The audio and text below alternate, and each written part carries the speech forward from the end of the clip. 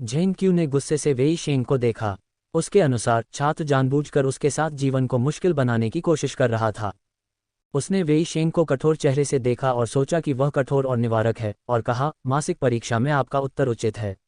यदि आपके पिताजी मेरे पास हस्तक्षेप करने के लिए नहीं आते, तो क्या आपको लगता है कि आप मेरी कक्षा जारी रख सकते हैं? मैं जांच करूंगी। 3 गिने, आप जल्दी से मेरे पीछे खड़े हो सकते हैं। 3, 2।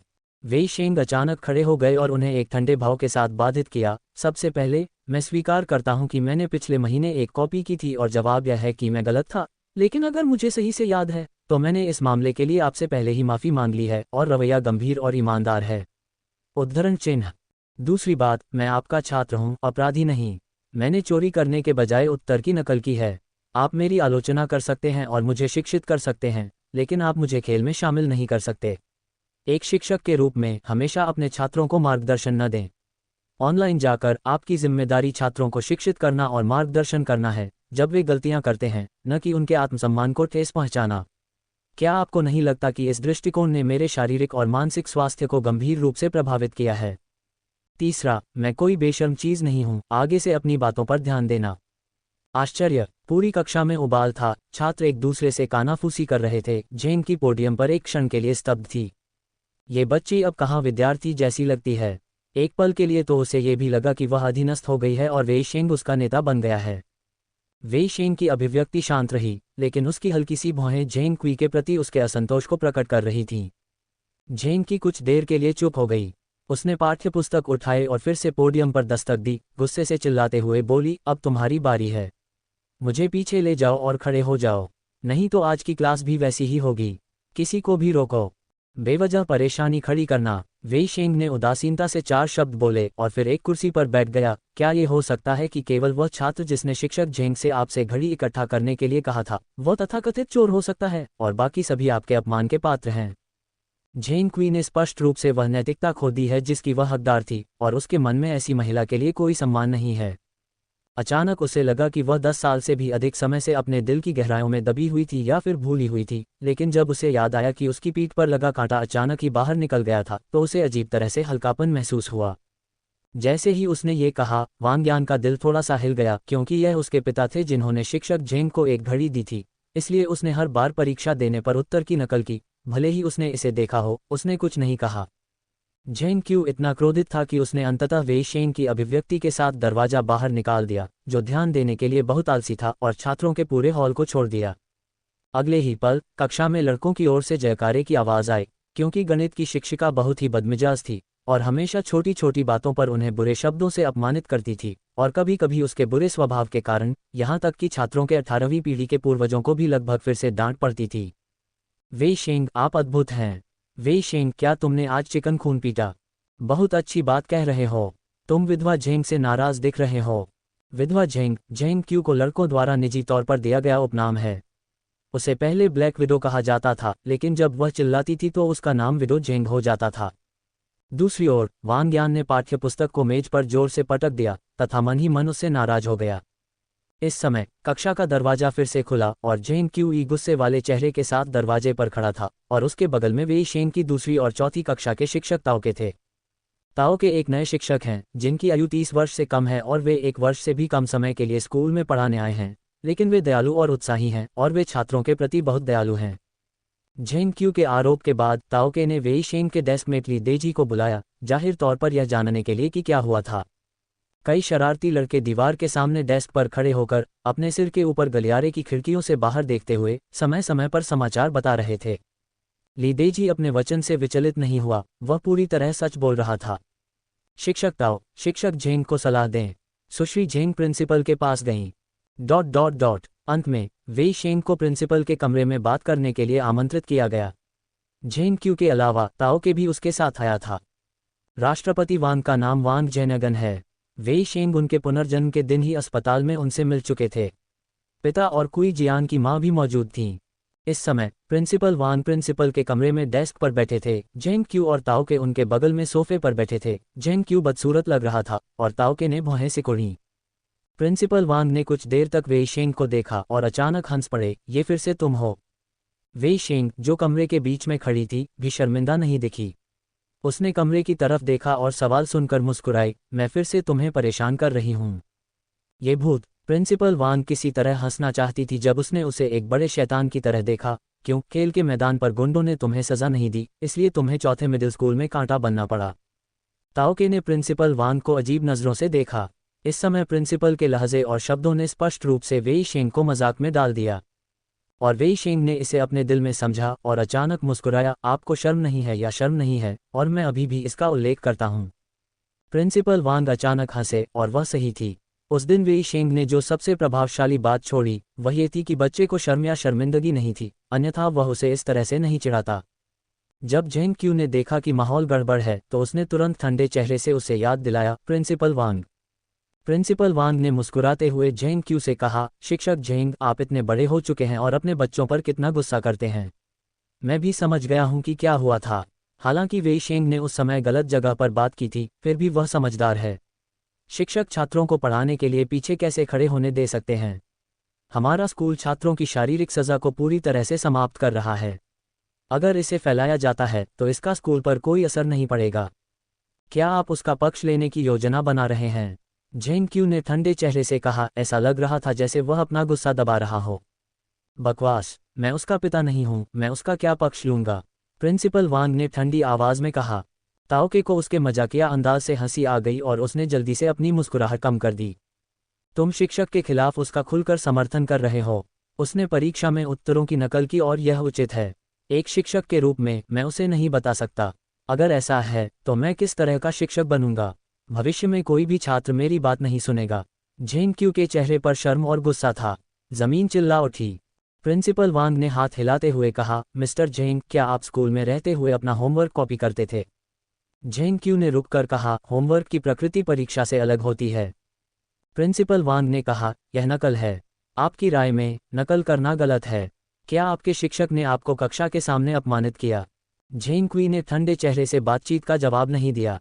मैं छात्रों द्वारा परीक्षा में नकल करने से सहमत नहीं हूं, नहीं वे छात्रों द्वारा शिक्षकों से टकराव से सहमत हैं।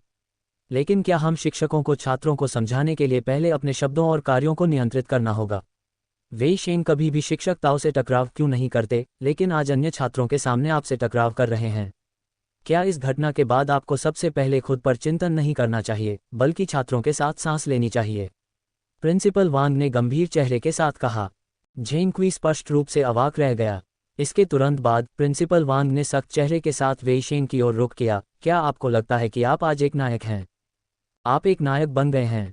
शिक्षक जेंग को हर दिन इतनी सारी कक्षाएं पढ़ानी पड़ती हैं, दिन रात पाठ तैयार करना और होमवर्क को मंजूरी देना, और वह बहुत व्यस्त रहते हैं। उस समय रवैया थोड़ा बुरा हो सकता है, लेकिन शब्द कठोर और कठोर नहीं होते हैं, हमेशा आपकी भलाई के लिए। क्या आपको धोखा देना उचित है? इतने सारे सहपाठियों के सामने शिक्षक का सामना करना नायक नहीं है, यह विजयी होना है। उन्होंने आगे कहा, तुम्हें वापस जाकर शिक्षक जेंग को एक समीक्षा पत्र लिखने की सजा दी जाएगी। मुझे नहीं लगता कि तुम्हारी याददाश्त बहुत अच्छी है। वेई शेंग वांग जेंगेन के रखरखाव के बारे में अच्छी तरह से जानता था, इसलिए उसने सिर हिला दिया। वह जानती थी कि वह जेंग क्यू के लिए ऐसा कर रहा था। बेशक, जैसा कि उसने कहा, वह अपना खुद का पिता नहीं था और उसे खुद का बचाव करने की जरूरत नहीं थी। वह शायद इस मामले के जरिए जेंग क्यू को दबाना और शिक्षित करना चाहता था। हालांकि जेंग क्यू इसे देख सकता था, लेकिन राष्ट्रपति वांग की आलोचना ने उसे चुपचाप खारिज कर दिया। वह इसे देखते ही इसे स्वीकार कर सकता था। राष्ट्रपति वांग द्वारा दिए गए कदमों के साथ वह अब और उलझेगा नहीं। वेई शेंग को उम्मीद नहीं थी कि यह घटना घट जाएगी, यहां तक कि ताओके ने भी इसके बाद एक शब्द भी नहीं कहा। दोपहर को स्कूल से छुट्टी के बाद वेई शेंग तय समय के अनुसार स्कूल के सामने वाली छोटी गली में आए। लियू जियानरेन पहले से ही एक कैनवास पॉकेट के साथ उसका इंतजार कर रही थी, लेकिन ऐसा लग रहा था कि उदास चेहरे के साथ कुछ चल रहा था। जब उसने वेई शेंग को देखा तो उसने कैनवास की जेब वेई शेंग को सौंप दी और झिझकते हुए कहा, यह ट्यूशन में 30,000 युआन है। आज रात के खेल में कुछ बदलाव हुए हैं। उसके चेहरे पर दुर्लभ कठोर रंग देखकर वेई शेंग ने पैसे स्वीकार किए और सिर हिलाया, कहो। लियू जियानरेन ने कहा कि आज सुबह जब उन्होंने वेई शेंग से संपर्क किया तो उन्हें हुताइशान से भाई जेंग का फोन आया। भाई जेंग ने फोन पर कहा कि गंजे पक्ष ने अभी अभी खबर जारी की है। इस बार उन्होंने जिन 2 सहायकों को बुलाया वे प्रांतीय टीम में सर्वश्रेष्ठ थे, पेशेवर रेसर। वे एक बार हुताई पर्वत पर वेई शेंग की आखिरी दौड़ से बाहर हो गए, एक पहाड़ी सड़क पर जो हुताई पर्वत की तुलना में दौड़ना कठिन है। इसके अलावा आज सुबह दूसरे पक्ष ने अचानक शर्त को 5 गुना बढ़ाने और एक पेशेवर खिलाड़ी खोजने की पेशकश की। क्या ये वह कमीना नहीं है जो हमारे हुताई काउंटी में लूटने के लिए जाना चाहता है? मैं सहमत नहीं था, लेकिन झेंग जी ने कहा कि वे आज रात खेल में इसका जिक्र जरूर करेंगे। जब मेरे सामने इतने सारे लोग हैं, अगर मैं असहमत हूं तो मैं इसे स्वीकार करूंगा। लियू जियानरेन बहुत गुस्से में था। वेई शेंग ने अपने मुंह के कोनों पर मुस्कुराते हुए कहा, इसे मोड़ो और इसे मोड़ो, हम एक स्थिर हार नहीं हैं, लोगों को पैसा क्यों नहीं मिलता है? लियू जियानरेन ने भौहें सिकोड़ते हुए कहा, ऐसा लगता है कि आप मेरी बात नहीं समझे। पेशेवर टीम की नज़र में आपका पिछला रिकॉर्ड कुछ भी नहीं है। लोगों का कौशल हमसे 1.5 मिनट ज़्यादा बेहतर है। हम उनके साथ क्या करेंगे? कार में कोई अकेला नहीं होता। कार की बात करते हुए वेई शेंग ने इसके बारे में सोचा, लेकिन कहा, हम आपके साथ कौन हैं? हाँ, मुझे पता है कि आप बहाव कर सकते हैं। स्तर मुझसे अधिक है, लेकिन वे पेशेवर टीमें हैं। लेकिन आप अपनी उम्र में यहाँ हैं। आप एक बच्चे हैं। चाहे आप कितने भी शक्तिशाली हों, आप पेशेवर रेसर के साथ प्रतिस्पर्धा कर सकते हैं जिन्होंने पूरे साल पेशेवर प्रशिक्षण प्राप्त किया है। अनुपात। लेकिन लियू जियानरेन ने निम्नलिखित नहीं कहा। वेई शेंग स्वाभाविक रूप से जानता था कि वह क्या सोच रहा था, इसलिए उसने इस समय ज्यादा कुछ नहीं बताया। तुम बस पैसे तैयार रखो और हम रात में 50,000 युआन का खेल खेलेंगे। हाँ, लियू जियानरेन को थोड़ा उदास महसूस हुआ जब उसने उसकी उदासीन उपस्थिति देखी। हारने की हिम्मत करना उसके पैसे को खोना नहीं है। सबसे महत्वपूर्ण बात यह है कि मुख्य बात यह है कि मेरे पास इतना पैसा नहीं है। मुझे पता चला कि मैं 30,000 युआन लेकर भाग नहीं सकता और मैं 50,000 युआन दांव पर नहीं लगा सकता। उसके परेशान चेहरे को देखकर वेई शेंग मुस्कुराया, क्या ये 30,000 नहीं है? आपके इतने सारे दोस्त हैं और आप 20,000 और जुटा सकते हैं ताकि आप एक रात के लिए जमा के रूप में उधार ले सकें, है ना? लियू जियानरेन दंग रह गए। यदि आप अपने 30,000 युआन खो देते हैं तो ये सब चला जाएगा। मैं आपको बताता हूं कि मैं ट्यूशन के लिए 30,000 युआन और नहीं दे सकता। वेई शेंग ने हल्के से मुस्कुराते हुए कहा, आपने पहले ही ट्यूशन फीस का भुगतान कर दिया है। अगर पैसे हार गए तो मैं बहाव का ख्याल रखूंगा, लेकिन अगर खेल वास्तव में जीत जाता है तो प्रतिद्वंद्वी को मुझे 50,000 युआन देने होंगे।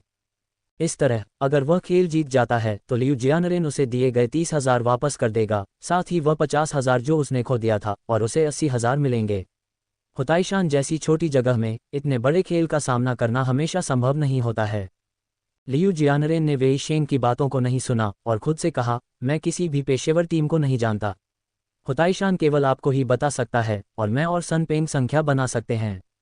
प्रतिद्वंद्वी निशान के गंजे सिर और अन्य 2 हैं। पेशेवर टीम का स्तर बहुत ऊंचा है, इसलिए 3 हिट और 3 हार। क्या हम ये पैसा दूसरों को बिना कुछ लिए नहीं देते? नियम क्या हैं? हम तीनों में से कोई एक पहले फिनिश लाइन तक पहुंच सकता है? वेई शेंग ने पूछा। लियू जियानरेन ने सिर हिलाया और फिर गणना की। यदि वे 2 पेशेवर टीमें हैं तो आप कह सकते हैं, हालांकि गंजा ताकत मुझसे बेहतर है, जीतना असंभव नहीं है। लेकिन यह असंभव है। एक पेशेवर टीम वापस पकड़ लेगी। आप अनुमान लगाते हैं कि यह पर्याप्त है, फिर सन पेंग और मैं हार जाएंगे। हमें पहले से ही एक रणनीति तय करनी होगी। मुझे चुटकी काटो, वेई शेंगले ने कहा। ठीक है, इतना मत सोचो और किसी रणनीति पर फैसला मत करो। मुझे वापस कक्षा में जाना है। इतना कहने के बाद वह जाने के लिए तैयार हो गया। लियू जियानरेन ने उसके हाथ में रखे पस को देखा। क्या तुम सचमुच 30,000 निकालने की योजना बना रहे हो? हाँ, वेई शेंग पहले ही कुछ कदम दूर चला गया था और बिना पीछे देखे सहमत हो गया। मैं तुम्हें स्कूल के बाद 4:30 बजे लेने आऊंगा। उसके पीछे से लियू जियानरेन ने फिर चिल्लाया। वेई शेंग ने उसे नज़रअंदाज कर दिया और चला गया। लंच ब्रेक के दौरान क्लासरूम में बैठी वेई शेंग ने आज रात के खेल के बारे में सोचा। स्वाभाविक रूप से वह प्रांतीय स्तर के पेशेवर खिलाड़ियों की ताकत को तुच्छ नहीं समझती, लेकिन अगर वे योग्य भी हैं तो वे उसके प्रशिक्षु बनने के योग्य भी नहीं हो सकते। वेई शेंग, जो पहले से ही दुनिया के शीर्ष रेसर में शुमार हैं, उनसे कमतर नहीं होंगे, लेकिन कार एक बड़ी समस्या है।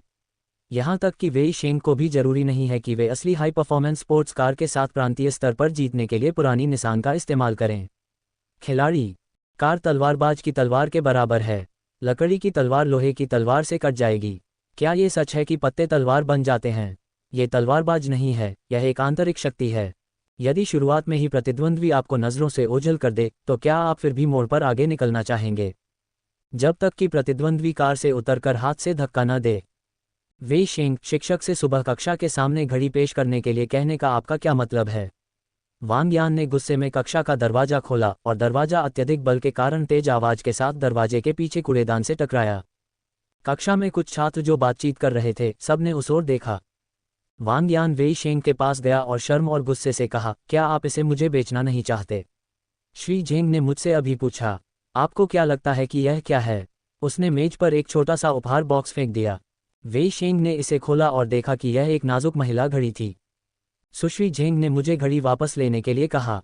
तुम मासूम हो और मुझे शर्मिंदा कर रही हो। जब मैं वापस जाऊंगी तो अपने पिता को कैसे बताऊंगी? वांग यान की अभिव्यक्ति गुस्से में थी। उसके पिता ने उसे शिक्षक को उपहार देने और अपने सहपाठियों को न बताने के लिए कहा था। मैं कुछ बहनों के साथ दिखावा करने से खुद को नहीं रोक पाई, जो इस तरह की परेशानी खड़ी करना चाहती थीं। क्या मैंने आज तुम्हारा जिक्र किया था? वेई शेंग ने घड़ी को मेज के कोने में धकेल दिया और उसे लेने का इशारा किया। लेकिन आपने घड़ी का मुद्दा उठाया। शिक्षक झेंग को पता था कि मैंने आपको तुरंत बता दिया था। वांग यान ने बॉक्स उठाया और चिल्लाया। वेई शेंग ने कंधे उचकाए। तब तो मैं केवल खेद ही व्यक्त कर सकता हूँ। उसकी उदासीन नज़र देखकर वांग यान ने गुस्सा करना बंद कर दिया। उसने अपने दांत पीस लिए और वी शेंग को क्रूरता से घूरते हुए कहा, ठीक है, अगर तुम मासूमियत से मेरे साथ नहीं चल सकते तो मुझे उदासीन न होने के लिए दोष मत दो। मैं तुम्हें बता दूंगी वी शेंग, मेरे पास तुम्हें नियंत्रित करने का एक तरीका है। उसके बाद मैंने घड़ी डेस्क में रख दी और बड़े और छोटे दोनों के साथ कक्षा से बाहर निकल गई। दोपहर को जैसे ही क्लास शुरू हुई, वांग यान चिल्लाया कि डेस्क में रखी घड़ी गायब है, लेकिन क्लास में छात्र मेरी तरफ देखेंगे और मैं आपकी तरफ देखूंगा। कोई भी स्वीकार नहीं करता। वांग यान ने बहुत हंगामा किया। वेई शेंग की डेस्क की तलाशी ली और कुछ नहीं मिला, और कक्षा शिक्षक को बताने की हिम्मत नहीं हुई। अन्यथा कक्षा शिक्षक ने उससे पूछा कि डेस्क में घड़ी क्यों थी और वह जवाब नहीं दे सका। दोपहर भर वांग यान का चेहरा उदास, आधा व्यथित और आधा उदास रहा। स्वाभाविक रूप से वेई शेंग को घड़ी नहीं मिली। ये सोचा गया कि इसे सबके सामने डेस्क में ठूंस दिया गया था और किसी सहपाठी ने चुरा लिया था। शाम को स्कूल के बाद वेई शेंग सीढ़ियों के ऊपर सुबह से ही इंतजार कर रहा था। जैसे ही उसने कुई जियान को नीचे आते देखा, उसने उसका अभिवादन किया। चाहे उसके बगल में कोई और पुरुष सहपाठी क्यों न हो, वह बिना किसी शर्म के उसके इर्द गिर्द घूमता रहा। क्लास में झगड़ा मत करो। कुई जियान ने उसे अजीब तरह से देखा और उसे नजरअंदाज कर दिया, और लेंग जून का छोटा चेहरा उदासीन था। वेई शेंग शर्मिंदा नहीं था और उसे अन्य लोगों की निगाहों की परवाह नहीं थी। क्या हम स्कूल के बाद साथ चलेंगे? मैं अब अपने चाचा के घर में रहता हूँ और मैं तुम्हारे घर के रास्ते में हूँ, बस सड़क के उस पार। उसके आसपास के पुरुष सहपाठियों की अचानक आंखें अस्पष्ट हो गईं। कुई जियान अचानक रुक गया और उसे ठंडे अंदाज में देखा। तुम्हें कैसे पता कि मैं कहाँ रहता हूँ? तुमने मुझे पिछले जन्म में बताया था।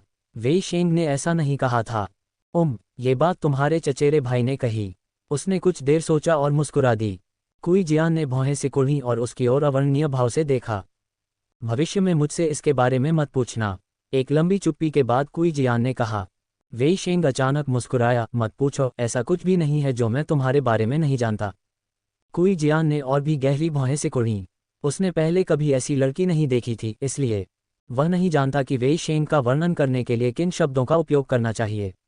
सच कहें तो वेई शेंग के चरित्र को नापसंद करना मुश्किल है, लेकिन वह अपने जीवन में भाग लेने वाले अन्य लोगों से नफरत करता है, खासकर एक लड़की जो उससे बिल्कुल भी परिचित नहीं है और आत्मधर्मी है।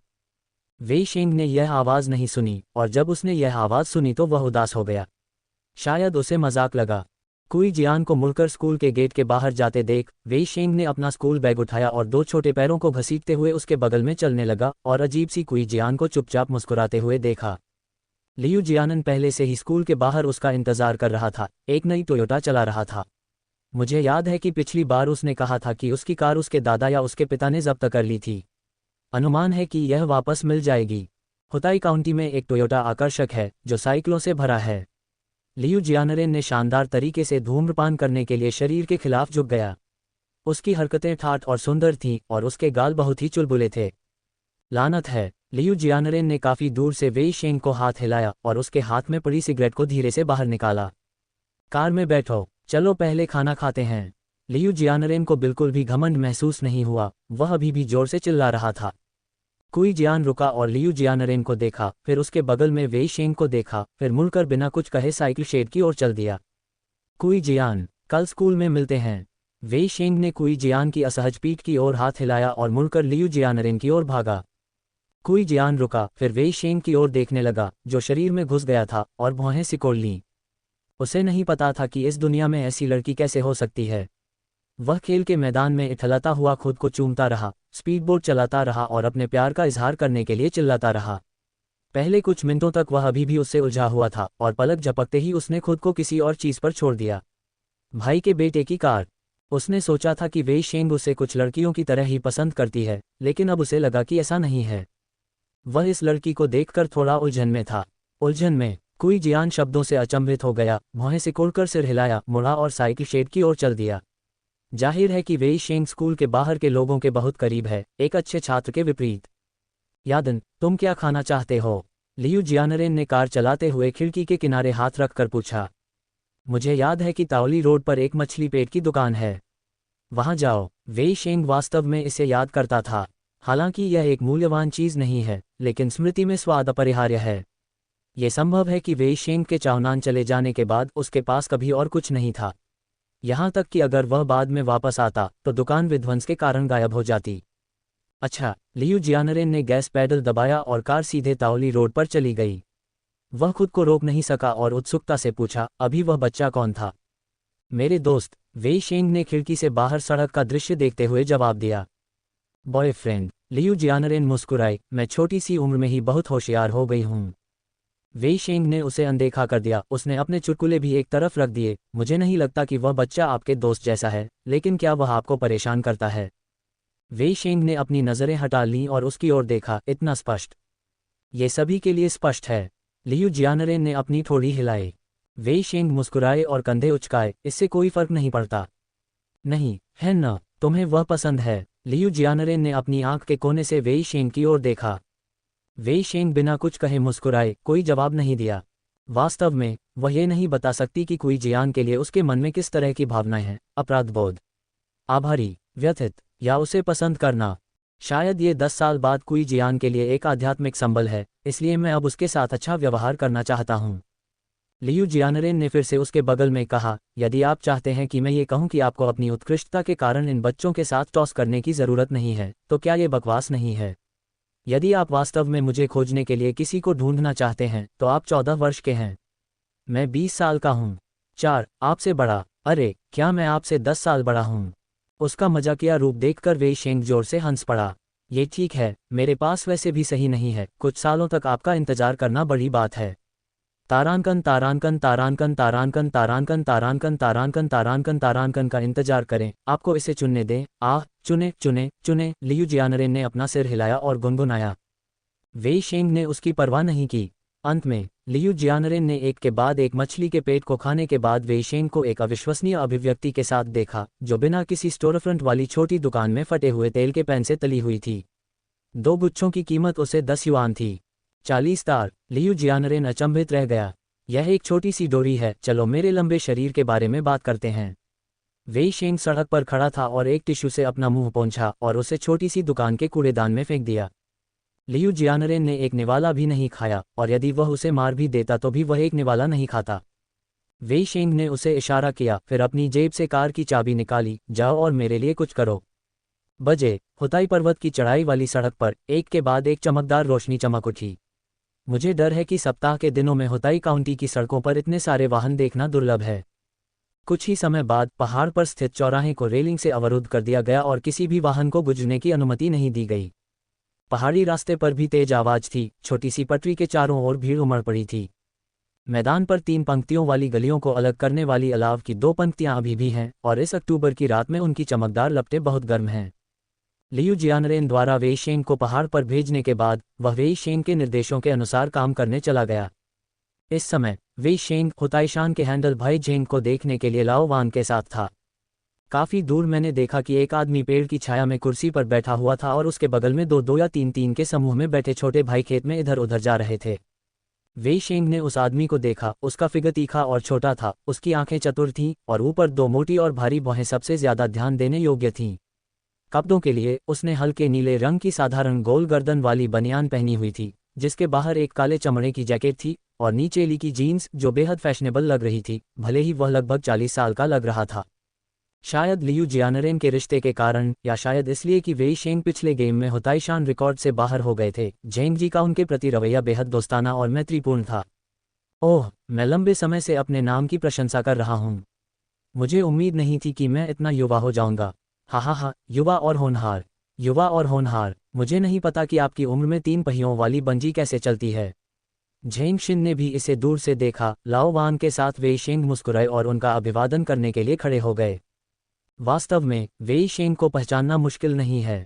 वह शायद पहाड़ पर पेकिंग ओपेरा का मुखौटा पहने हुए एकमात्र व्यक्ति है।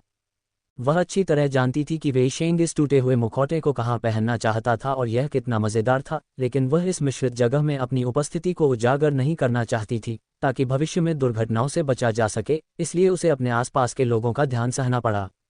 वेई शेंग आगे बढ़ा और उससे हाथ मिलाया। झेंग शिन ने कहा, लाओ वान, यंग मास्टर लियू कहाँ हैं?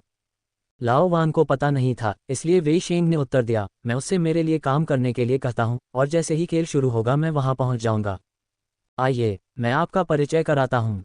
झेंग शिन ने एक आदमी को इशारा किया जो कुछ ही दूरी पर लोगों से घिरा हुआ था और बातें कर रहा था, और वह आदमी भीड़ को एक तरफ धकेलकर आगे बढ़ गया। सन पेंग, हम हुताइशान में नंबर 1 हैं। ये है। भाई झेंग ने कंधे पर बैठे युवक का परिचय कराया। इससे पहले कि वह बोलना समाप्त करता, युवक ने भौहें सिकुड़ी और वेई शेंग को घूरते हुए बीच में टोका, मैं तुम्हें जानता हूँ, हुताइशान 10 मिनट 28 सेकंड। वेई शेंग। वेई शेंग भी उसे जानता है। आज लियू जियानरेन ने उल्लेख किया है कि आज रात 3 पर 3 मैच में उनकी टीम के 3 खिलाड़ी खुद और लियू जियानरेन को छोड़कर सन पेंग हैं। युवक के स्पष्ट रूप से अविश्वासपूर्ण स्वर और अभिव्यक्ति ने वेई शेंग को असहज नहीं किया। जिस बात ने उसे थोड़ा परेशान किया वह ये थी कि हर कोई उसका नाम जानता है, जैसे कि वह जानता था कि वह क्या सोच रही थी। सन पेंग ने उदासीनता से कहा, चिंता मत करो, हमारे अलावा कोई नहीं जानता कि तुम्हारा नाम क्या है। लियू शाओ ने इसे बाहर न फैलाने के लिए कहा है। चूंकि हर कोई यहाँ है, जियाओ वांग, लोगों को बैनर खींचने का आदेश दें। भाई झेंग ने अपना हाथ हिलाया और बूढ़ा वांग झांग लुओ की तरफ चला गया। जब विशाल बैनर को उसके सिर के ऊपर से 3 मीटर दूर खींचा गया तो वेई शेंग को महसूस हुआ कि उसका चेहरा हरा हो गया है। बैनर को इस तरह पेश किया गया था, हुताई mountain ghost face girl Chaonan city professional team के खिलाफ लड़ती है। वेई शेंग उदास हो गया और कुछ नहीं बोला। गैग गैग, झेंग जी ने हंसते हुए समझाया। सन पेंग ने कहा, मैंने पिछली रेस में ऐसा नहीं देखा था। मैंने सुना है कि आपने झेंग जी के नेतृत्व में एक क्लासिक कार के साथ 10 मिनट और 28 सेकंड तक दौड़ लगाई थी। उसने वेई शेंग को घूर कर देखा, लेकिन उसे लगा कि कुछ अजीब था जो अवर्णनीय था।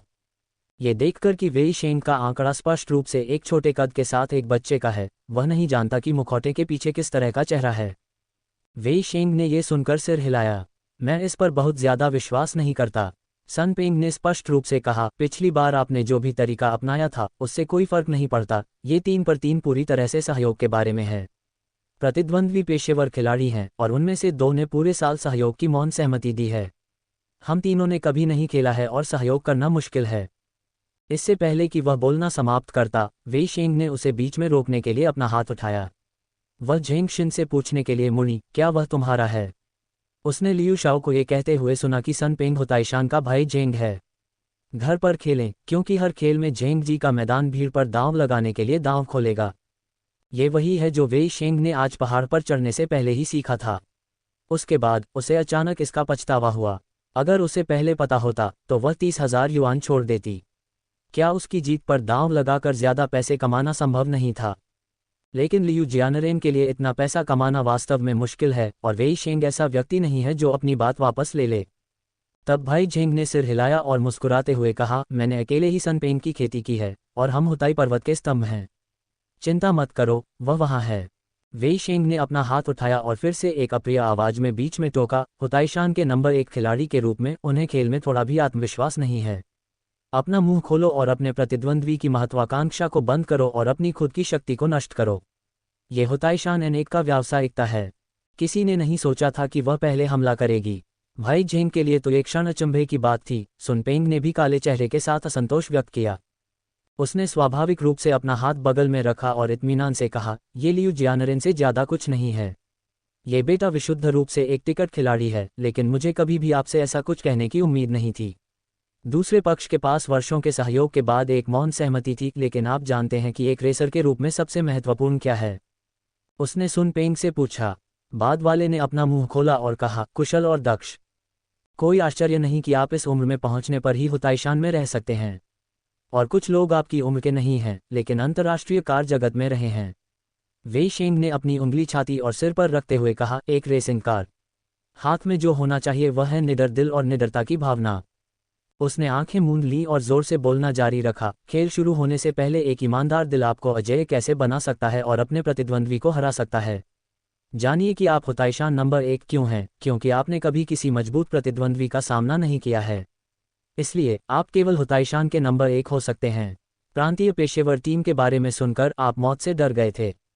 सन पेंग हुताइशान केएनओ के रूप में वहां खड़ा था। उसके चारों ओर हमेशा प्रशंसा और खानपान होता है, सभी की प्रशंसा और प्रशंसा होती है, लेकिन उसके सामने लड़की के तिरस्कार और विडंबनापूर्ण शब्दों को सुनकर इस समय वह बिजली से मारा जाने जैसा है। ये पहचान जिस पर उन्हें हमेशा गर्व रहा है को बेकार कहा गया है, यहाँ तक कि प्रशंसा से भी अधिक अपमानित किया गया है। क्या तुमने ये कहावत सुनी है कि अंतर्राष्ट्रीय रेसर पागल होते हैं? नकाब के पीछे से लड़की की आंखें उसे उपहास के भाव से देख रही थीं। सन पेंग ने अपने होंठ दबाए और सिर हिलाया। क्या आपको लगता है कि यह सिर्फ बातचीत है, या वे वाकई पागल हैं? वेई शेंग ने हल्के से मुस्कुराया और फिर एक गंभीर मुस्कान के साथ कहा, वे पागल नहीं हैं, लेकिन वे अपनी सीमाओं को तोड़ने के लिए मरने की हिम्मत करते हैं। हिम्मत है तुम्हारी? सन पेंग थोड़ा अवाक था, इसलिए नहीं कि वह दूसरों के साथ बहस नहीं कर सकता था, बल्कि इसलिए कि वह वेई शेंग की आभा से कुछ हद तक हैरान था। यह ऐसा है जैसे एक अधेड़ उम्र का मास्टर अज्ञानी जूनियर्स को पढ़ा रहा हो। तुम्हारी हिम्मत नहीं है, क्योंकि तुम डरपोक हो। वेई शेंग ने उसे मंद मंद देखा, इस खेल में किसी युद्ध योजना की आवश्यकता नहीं है। तुम्हें बस अपना साहस बढ़ाना है। तुम्हें केवल यह विश्वास करने की आवश्यकता है कि तुम जीतोगे और हम जीतेंगे। सन पेंग शर्मा गया और पहली बार उसे बेकार कहकर उपहास किया गया, जैसे कि वह रेसर बनने के लायक ही नहीं था। उसे केवल खून का उफान महसूस हुआ। ठीक है, मैं तुम्हें दिखाऊंगा कि मुझमें हिम्मत है या नहीं। वेई शेंग के होंठ थोड़े से फड़क उठे। खुशी। झेंगशिन ने अपने बगल में हाथ थपथपाया। ठीक कहा, ये बढ़िया है। रेसिंग एक पागलपन भरा खेल है। पागलपन और साहस के बिना ये कुछ भी नहीं है। अप्रत्याशित रूप से आप कम उम्र में ये कह सकते हैं कुछ शब्द। मैं वास्तव में उस व्यक्ति को जानना चाहता हूं जिसने आपको अब सिखाया है। वेई शेंग ने उसकी तरफ देखा और कोई जवाब नहीं दिया।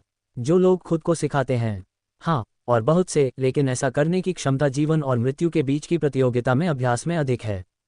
प्रतियोगिता के कारण उसकी पसलियां, हाथ और पैर टूट गए, उसे चोट भी लगी और अनगिनत बार वह जीवन और मृत्यु के कगार पर पहुंच गई।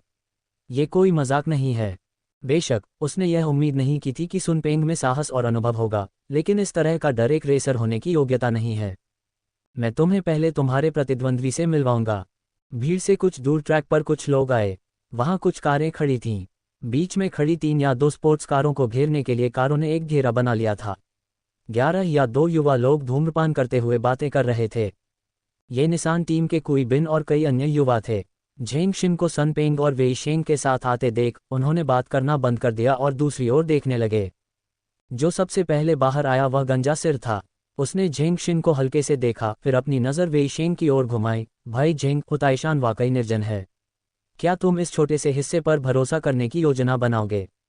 झेंगशिन ने हंसते हुए कहा, भाई ने जो भी कहा, वह पिछला गेम नहीं जीत पाए। हे, खुद को ढकने के लिए मास्क पहनो। मुझे तो ये भी नहीं पता कि इसे क्या नाम दूं। गंजे ने व्यंग्य किया। अब तक उसके लिए यह विश्वास करना कठिन था कि वह इतने छोटे से व्यक्ति से हार गया था। जैसे ही झेंगशिन बोलने वाला था, वेई शेंग ने बीच में टोकते हुए कहा, बस मुझे टोन्या कहो। अगर यह नाम 10 साल से ज्यादा बाद रखा जाता तो शायद सकल में लोग चौंक जाते, लेकिन आज कोई नहीं जानता। हर कोई अचंभित था, क्योंकि उन्होंने नाम तो नहीं सुना था, लेकिन उन्हें अजीब लगा। फिर गंजे आदमी ने हास्यास्पद तरीके से सिर हिलाया और एक और सिगरेट ली। ठीक है, आज मेरी आधिकारिक तौर पर मुलाकात हुई। मेरा नाम कियान बिन है। ये दोनों हमारे प्रांतीय टीम के दोस्त हैं, वांग हाओ और झाओ यिमिंग। उन्होंने अपने बगल में रेसिंग सूट पहने 2 युवकों की ओर इशारा किया। दोनों की उम्र 20 के आसपास थी। उनके चेहरे पर अहंकार के साथ साथ एक ठंडी अभिव्यक्ति थी। मुझे डर है कि वे जियाओशियाओ काउंटी में गैर पेशेवर लोगों के झुंड का तिरस्कार नहीं करेंगे या उनका अनुसरण करने के आदी नहीं होंगे। टिकट खिलाड़ियों का आधिकारिक खेल। वेई शेंग ने आगे बढ़कर उनकी कार को देखा। पिछली बार कियान बिन द्वारा इस्तेमाल की गई संशोधित निसान को छोड़कर बाकी दोनों ने सभी गंभीर स्पोर्ट्स कारें चलाईं। वेई शेंग कार के चारों ओर चले गए और धीरे से कहा, 94 मित्सुबिशी GTO, विस्थापन 3.0 थी। पूर्णकालिक 4 पहिया ड्राइव में सुधार नहीं लगता है। ये बुरा नहीं है। काफी क्लासिक पुराना रन। दोनों ने अपनी भौहें उठाईं और वांग हाओ नाम का आदमी मंद मंद मुस्कुराया, कुछ हद तक जानकार। ये शब्द स्वाभाविक रूप से वेई शेंग की कम उम्र को ध्यान में रखकर कहे गए थे। बोलने के बाद वांग हाओ आगे बढ़े और प्यार से उनकी कार को छुआ। भंवर बूस्टर स्वचालित चर। कार की लंबाई 4600 है, चौड़ाई 1840 है और व्हीलबेस 2470 है। 3 डिब्बे और 2 दरवाजे, 6 सिलेंडर 3000 वी आकार में व्यवस्थित हैं। अधिकतम शक्ति 119 है, क्रांतियों की संख्या 5500 है, बहुबिंदु EFI है, उच्चतम अश्वशक्ति 162 है। वेई शेंग ने बोलना समाप्त करते समय अपना सिर हिलाया, ये सोचकर कि आज जो बूढ़ा आदमी बाहर भेजा था वह थोड़ा ज्यादा था। इसका अपना twin turbo charged F50 800 horse power तक बढ़ा सकता है, जो खेलने जैसा है। वेई शेंग की बातें सुनकर सभी की आंखें चौड़ी हो गईं। वांग हाओ और झाओ यिमिंग भी बहुत हैरान थे। कार उनकी जैसी दिखती थी और मालिक से बेहतर जानती थी। इस समय इंटरनेट लोकप्रिय नहीं है और इतने सारे विस्फोटक संदेश नहीं हैं। यदि आप कुछ समझना चाहते हैं तो आपको पुस्तकों और सामग्रियों का उपयोग करने की आवश्यकता है। तो वेई शेंग के एक काउंटी में एक बच्चा एक आयातित कार के सभी विन्यास को कैसे समझ सकता है? वह बिना रूलर से नाप के भी कार की लंबाई, चौड़ाई और व्हीलबेस को सटीक रूप से बता सकती थी। दूसरों की नज़र में भले ही वेई शेंग ने इस कार को तस्वीरों के जरिए देखा हो और इसका नाम पुकार सकता हो, ये जानते हुए कि यह एक पूर्णकालिक 4 पहिया ड्राइव है, कॉन्फ़िगरेशन को याद रखना असंभव है। उसे देखकर वांग हाओ ने अपना सिर हिलाया। वह थोड़ा निराश लग रहा था। उसने तुरंत वेई शेंग पर व्यंग्य किया, लगता है इस बार तुम्हारी कार बेहतर है। सन पेंग थोड़ा शर्मिंदा था और दूसरे पक्ष की कार को थोड़ी ईर्ष्या के साथ देखा। ये पता चला कि यह प्रांतीय टीम का था, पेशेवर स्पोर्ट्स कारों का उपयोग कर रहा था और उसकी तथाकथित हुताईशान नंबर 1 निश्चित रूप से, जैसा कि वेई शेंग ने कहा, वह एक टिकट खिलाड़ी था और उसने एक संशोधित टोयोटा का उपयोग किया। झेंग शिन ने तुरंत जमीन पर चक्कर लगाया और मुस्कुराया, पहाड़ के चारों ओर यह सड़क सीधी सड़क की तरह नहीं है। चाहे हॉर्स पावर कितनी भी अधिक क्यों न हो, कार उड़ नहीं सकती। ये ठोस कौशल जितना उपयोगी नहीं है। निसान टीम, वांग हाओ और झाओ यिमिंग ने उनकी बात सुनी और उन्होंने तिरस्कार में अपने होंठ ऊपर उठाए। एक अच्छी कार के बिना कोई अच्छी कार नहीं है और कमियां हैं जो केवल छोटी और छोटी होती जाएंगी।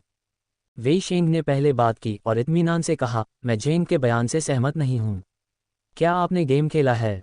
ठोस कौशल नींव है। एक अच्छी कार उपकरण आशीर्वाद के बराबर है। भले ही यह एक पहाड़ी सड़क हो, आपके पास कौशल है। स्वाभाविक रूप से उपकरण की गुणवत्ता उपकरण पर निर्भर करती है। झाओ यिमिंग अचानक हंसे, ये छोटा लड़का अच्छा बोलता है, बुरा नहीं। उसने जो कहा वह समझ में आता है। उसे लगता है कि काउंटी में लोगों का ये समूह दिलचस्प है और उसका परिवार उसके चेहरे पर थप्पड़ मारता है, कितना निर्दयी। झेंग शिन का चेहरा थोड़ा बदसूरत था और उसने मुस्कुराने की कोशिश की, ये वास्तव में समझ में आता है।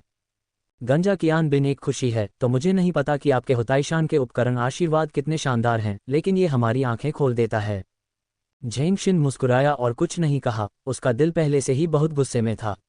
दक्षिण में आए पिल्लों के इस समूह ने वास्तव में कुछ ही क्षणों में दिखावा किया, लेकिन वे नहीं जानते थे कि वे किसके मैदान से संबंधित हैं, इसलिए वे उन्हें आज जीवित रहने और पैसे जीतने के लिए उत्सुक थे। सन पेंग का चेहरा भी शांत था, उसने मन ही मन ठान लिया था कि वह आज नहीं हारेगा। लेकिन जब वेई शेंग ने अपना हाथ उठाया तो उसने अपनी कलाई पर बंधी डिजिटल घड़ी को देखा और जवाब दिया, यह आ रही है। क्या चल रहा है? क्या तुमने ऐसा नहीं कहा? इस समय एक आवाज़ दूर से वेई शेंग की ओर तैरती हुई आई। अपना सिर घुमाकर उसने लिक्वी, लीलिन और झाओ लेई को देखा। वे पहाड़ पर क्यों चढ़े? आप किसे धोखा दे रहे हैं? मैं आपको आज सुबह नहीं बता सकता। मैं खुद नहीं आया, मुझे मत बुलाओ। लिक्यू थोड़ा हौंफते हुए भागा और जब वह करीब पहुंचा तो उसने वेई शेंग के बगल में बड़े आदमियों के समूह को देखा। उसकी आवाज़ अचानक बहुत छोटी हो गई। ये हुताईशान का भाई झेंग है और यह सुन पेंग है जो हुताईशान में नंबर 1 है। वेई शेंग ने उन तीनों को शून्य में घूरते हुए देखा। जब मैंने सुना कि वह आदमी महान भाई झेंग निकला तो लीलिन और झाओ लेई दोनों को समझ में नहीं आया कि वे अपना हाथ कहाँ रखें। आखिरकार भाई झेंग हुताई पर्वत के एक सच्चे मालिक हैं और वे आमतौर पर हुताई पर्वत पर काम करने वाले युवा लोगों के संपर्क में आते हैं। यहाँ तक कि झाओ लेई, जो पहाड़ पर चढ़ गया है, कभी कभी भाई झेंग को दूर से देख सकता है और उसे लाओ वान के साथ जाना पड़ता है। इस तरह के छोटे भाई की प्रशंसा, इसलिए मैंने हमेशा इस बड़े आदमी की प्रशंसा की है। ऐसा लगता है कि आज भाई झेंग भी चिंतित थे। क्या आप प्रतियोगिता में भाग ले रहे हैं? लिक्वी ने वेई शेंग के कान में फुसफुसाया। वेई शेंग ने उसकी ओर देखा और अपनी आवाज़ कम नहीं की। अगर तुम्हारे पास कोई सवाल है तो खुलकर पूछो। इतने सारे लोगों के सामने फुसफुसाना अशिष्टता है। अपनी बात समाप्त करने के बाद वह लिक्वी के कान के पास गई और बोली, मैंने उनसे कहा कि मेरा नाम तोन्या है, मुझे जाल में मत फंसाओ। अपने चेहरे पर समझ के भाव के साथ लिक्वी ने मुड़कर लीलिन और झाओ लेई को फुसफुसाया। आसपास मौजूद सभी लोग अवाक रह गए। समय लगभग हो गया है, लियू शाओ अभी तक नहीं आया है। झेंगशिन ने अपनी घड़ी देखी और भौहें सिकोड़ते हुए पूछा। कियान बिन ने तुरंत अपना हाथ उठाया और अपने गंजे सिर को पोंछते हुए व्यंग्यात्मक लहजे में कहा, मुझे डर है कि लियू उपनाम वाला वह बच्चा जब सुनेगा कि उसकी शर्त 5 गुना हो गई है तो वह आने की हिम्मत नहीं करेगा। उसके पीछे खड़ा भाई अचानक जोर से अहंकारपूर्वक हंस पड़ा। झाओ यिमिंग ने कहा, कियान बिन, ये कहने के बाद कि 50,000 युआन का दांव अस्थायी रूप से नहीं बदलेगा, है ना? वे उच्च दांव के कारण खेलने के लिए इस छोटी सी जगह पर आने के लिए सहमत हुए। अगर ये 10,000 युआन है तो प्रत्येक व्यक्ति को 2 से 3,000 युआन नहीं मिल सकते। कौन यहाँ लंबी दूरी की यात्रा करना चाहेगा? कार की टक्कर की मरम्मत के लिए पर्याप्त पैसा नहीं है। कियान बिन ने झेंगशिन की ओर देखा और कहा, चिंता मत करो, शाओ लियू हुताई काउंटी के सबसे अच्छे लाभार्थियों में से एक है। ये बहुत सारा पैसा खर्च करने की बात नहीं है। भाइयों, मास्टर लियू को कम मत समझो। मैं सही कह रहा हूँ भाई झेंग। झेंगशिन ने बातचीत का जवाब नहीं दिया, लेकिन सन पेंग ने कहा, पहली प्रस्तावित शर्त 10,000 युआन थी। आपके लिए अब कीमत बढ़ाना अनुचित है और लियू शाओ को इससे सहमत होना चाहिए। कियान बिन ने उसे अनदेखा कर दिया। ये सन पेंग उसकी हार थी। पहले वह लगातार 2 गेम जीतने के लिए हुताईशान आया था। दूसरा गेम सन पेंग के साथ प्रतिस्पर्धा करना था। उसके बाद लियू जियानन ने इस बारे में सुना और उससे असंतोष व्यक्त किया और उसके साथ एक नियुक्ति की। इसलिए उसने सन पेंग को अपनी आंखों में बिल्कुल नहीं डाला। वह वास्तव में कहना चाहता था कि उसे थोड़ी जलन हो रही थी। मुझे डर है कि यह मुखौटा पहने अजीब लड़की थी, लेकिन इस बार उसने हर तैयारी की थी। प्रांतीय टीम के 2 भाई शाकाहारी नहीं थे। ये कहना कि इस मामले का विकास ठीक वैसा ही है जैसा वह चाहता है।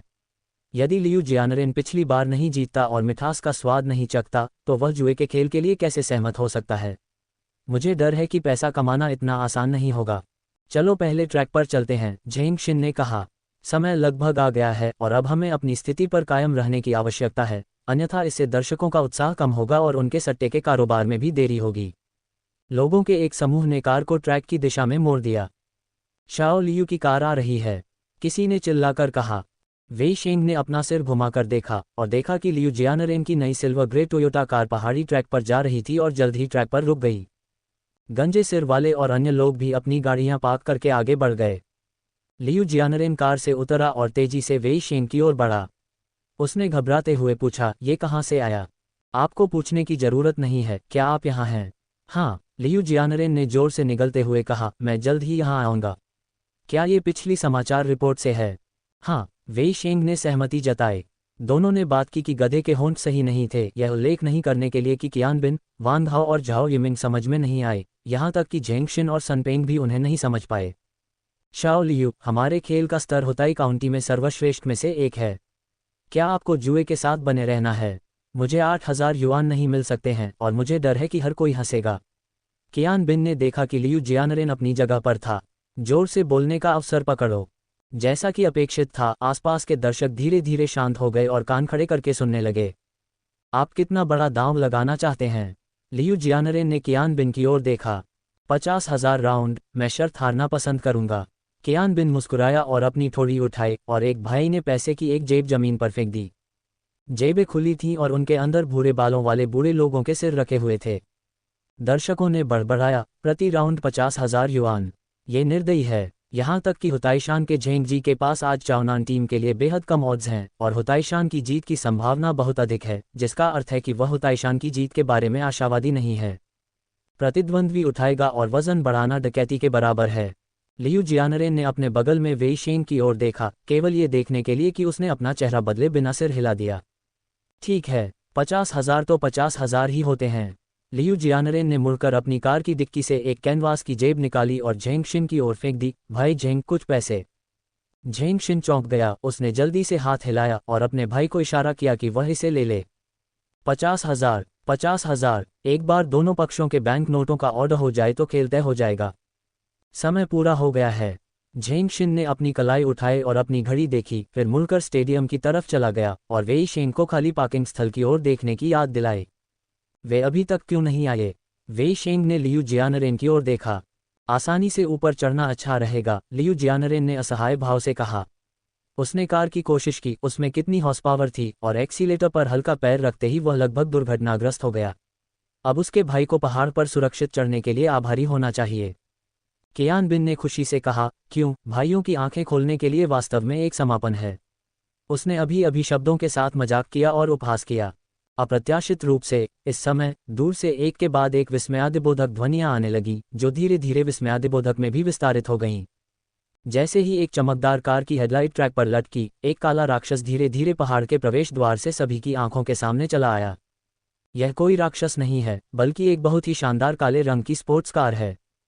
स्पोर्ट्स कार का वर्णन कैसे करें?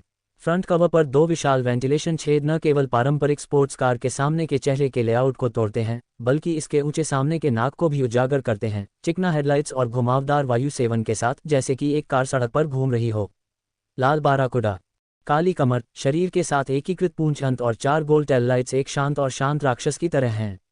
उच्च घुमावदार रियर विंग इसके अहंकार और शीतलता को दर्शाता है। ड्राइवर स्पष्ट रूप से थोड़ा अजीब और असहज था। कार धीरे धीरे 1 फुट उथले और 1 फुट गहरे के साथ आगे बढ़ी और अंत में उस पार्किंग स्थान पर रुक गई जिसे वेई शेंग ने ट्रैक पर खाली कर दिया था। दरवाज़ा खुला और एक साधारण युवक का चेहरा सामने आया। उसका माथा पसीने से लथपथ था और वह धीरे धीरे कार से बाहर निकला। जैसे ही उसने दरवाज़ा बंद किया, वह पूरी तरह से राहत महसूस कर रहा था। दर्शक, कियान बिन की टीम, 2 प्रांतीय रेसर जेंग शिन और सुन पेंग सभी ने आश्चर्य से स्पोर्ट्स कार को देखा और उस लड़की की ओर देखा जिसे अभी अभी कार की चाबी मिली थी। पानी से ठंडा किया गया वी आकार का 12 cylinder twin turbocharge engine 4698 semi 3 का विस्थापन और 800 हॉर्स पावर की अधिकतम शक्ति देता है।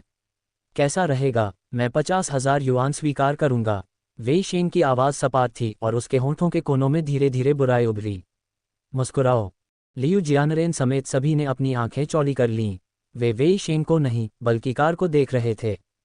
कियान बिन ने जोर से निगल लिया और फिर गहरी सांस लेकर अपना सिर उठाया। ये कार किसकी है? लियू जियानरेन ने वेई शेंग की ओर देखा, लेकिन वेई शेंग ने कोई जवाब नहीं दिया। बहुत ज्यादा बातें मत करो, चाहे मालिक कितना भी सुसज्जित क्यों न हो। अगर मालिक इसका सही इस्तेमाल नहीं करेगा तो ये बेकार हो जाएगा। हालांकि वान हाओ की आंखें गिरने वाली थीं, लेकिन उसने कमजोरी नहीं दिखाई। और यही उसने अपने दिल में कहा। उनकी राय में 800 हॉर्स पावर थोड़ा अतिशयोक्तिपूर्ण है, और भले ही यह इतना अधिक हो, लेकिन पहाड़ी सड़कों पर यह पूरी तरह से कैसे हो सकता है? उनके ड्राइविंग कौशल और सहयोग से वह सुरक्षित थी और उसे आगे निकलने के लिए कहीं नहीं था। सबसे अच्छी कार भी काम नहीं आ सकती। लोगों का समूह कार में सवार होकर तैयार हो गया। वेई शेंग फिर से F50 में सवार हो गया। जैसे ही कार स्टार्ट हुई, तेज आवाज़ किसी जानवर की धीमी दहाड़ जैसी थी, जो रोमांचक थी। बंदूक की आवाज़ के साथ वेई शेंग ने एक्सीलेटर दबाया और उसकी पीठ पर अचानक धक्का लगने जैसा एहसास हुआ। बाहर वालों को तो ये कार ऐसे निकल गई जैसे तीर निकल गया हो। कार में बैठने से पहले झाओ यिमिंग और वान हाओ टोनिया को चुटकी लेने के लिए सहमत हुए और उसे अपनी कार को पहले बाहर नहीं निकलने देना चाहिए। बाकी लोगों के लिए उन्हें गंजे सिर से निपटा जाएगा। इसे एक खतरनाक कदम माना जा रहा है, जो पहले की गई व्यवस्था के बिल्कुल विपरीत है। लेकिन मुझे उम्मीद नहीं थी कि जैसे ही गोलियों की आवाज़ आई, काला राक्षस एक तेज तीर की तरह उड़ गया और तुरंत सभी को पीछे छोड़ दिया। दर्शक और प्रतियोगी दोनों ही इस मज़ेदार और चौंकाने वाले दृश्य को हैरतअंगेज नज़रों से देखते रहे। काले राक्षस के अलावा पूरी ताकत से चल रहे सभी वाहन भी पीछे छूट गए। फ्लैंकिंग और ब्लॉकिंग का कोई मौका नहीं था, एक दूसरे को तो बिल्कुल भी नहीं। सन पेंग भी कार में चौंक गया था। इस समय वह प्रांतीय टीम की 2 स्पोर्ट्स कारों के पीछे आधे रास्ते पर था और पीछे रह गया था, लेकिन वेई शेंग का काला राक्षस केवल 2 लाल रंग की कारों के साथ उन्हें छोड़ गया। टेल लाइट्स कोने के चारों ओर बह गए। Power drift. पीछे वाले वाहन में वान हाओ और झाओ यिमिंग ने अपना चेहरा बदल लिया। ये ड्रिफ्ट नाम वेई शेंग ने इस बार इस्तेमाल किया है, जो पिछले ब्रेकर ड्रिफ्ट से अलग है। ब्रेकर ड्रिफ्ट को ब्रेक पर अच्छी तरह से नियंत्रण रखने की आवश्यकता है, अन्यथा यह अंडरस्टेयर और दुर्घटनाओं का कारण बनेगा। और इस बार पावर ड्रिफ्ट को एक मजबूत प्रेरक शक्ति की आवश्यकता है। इस समय वेई शेंग ने मुड़ते समय थ्रॉटल का उपयोग करने के लिए पावर ड्रिफ्ट का उपयोग किया और ड्राइविंग व्हील को मजबूत शक्ति के साथ निष्क्रिय रूप से घूमने के लिए मजबूर किया, जिससे इसकी पकड़ खो गई और केंद्रापसारक बल के साथ एक बहाव क्रिया हुई। मोड़ से निकलते समय उसने टायरों की पकड़ पुनः स्थापित करने के लिए थ्रॉटल छोड़ा और फिर अपना पैर सीधे रास्ते पर पटक दिया। इस समय पावर ड्रिफ्ट के साथ F50 ड्रिफ्टिंग करना आसान है, लेकिन पिछली रेस में इस्तेमाल की गई कार के साथ ऐसा करना संभव नहीं है। उल्टे दर्पण से देखने पर पीछे कोई कार नहीं दिखती। जहां तक वान हाओ और झाओ यिमिंग का सवाल है, हालांकि वे इस समय अपनी अपनी कारों में हैं, लेकिन वे एक जैसे बदसूरत दिख रहे हैं।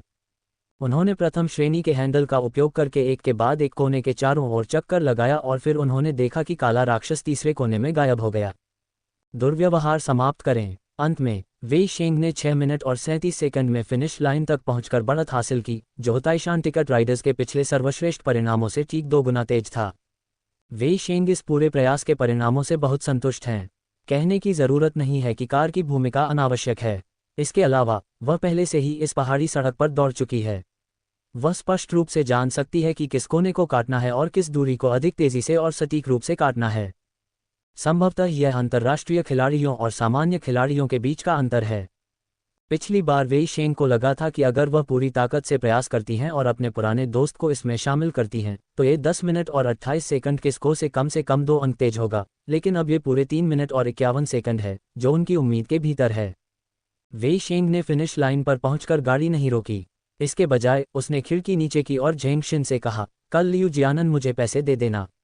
उसके बाद कार बिना किसी प्रतिक्रिया का मौका दिए तीर की तरह पहाड़ से नीचे की ओर चली गई। बस चली गई। सबके चिल्लाने और चिल्लाने का आनंद नहीं लिया, इस पल के सम्मान और प्रतिद्वंद्वी की हार का आनंद नहीं लिया। फिनिश लाइन पर पहुंचने के बाद भी गाड़ी से उतरी भी नहीं, बस चली गई। ...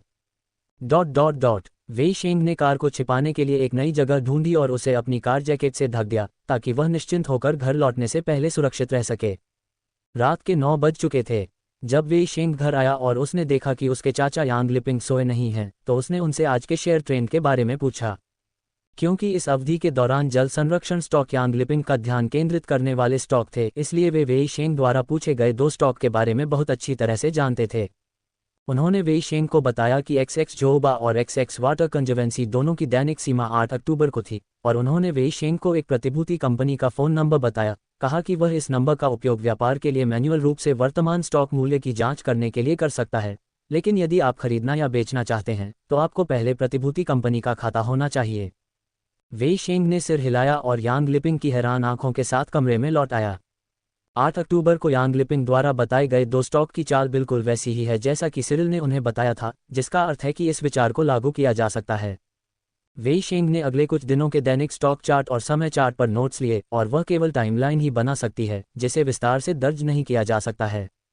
दूसरे शब्दों में, वह अगले घंटे में इस स्टॉक की कीमत का स्पष्ट रूप से पूर्वानुमान लगा सकती है और सटीकता से कम कीमत पर खरीद सकती है और अधिक कीमत पर बेच सकती है। लेकिन फिलहाल वह 18 वर्ष से कम उम्र में किसी प्रतिभूति कंपनी में खाता खोलने के लिए नहीं जा सकती है, और उसकी उम्र केवल 14 या 15 वर्ष है।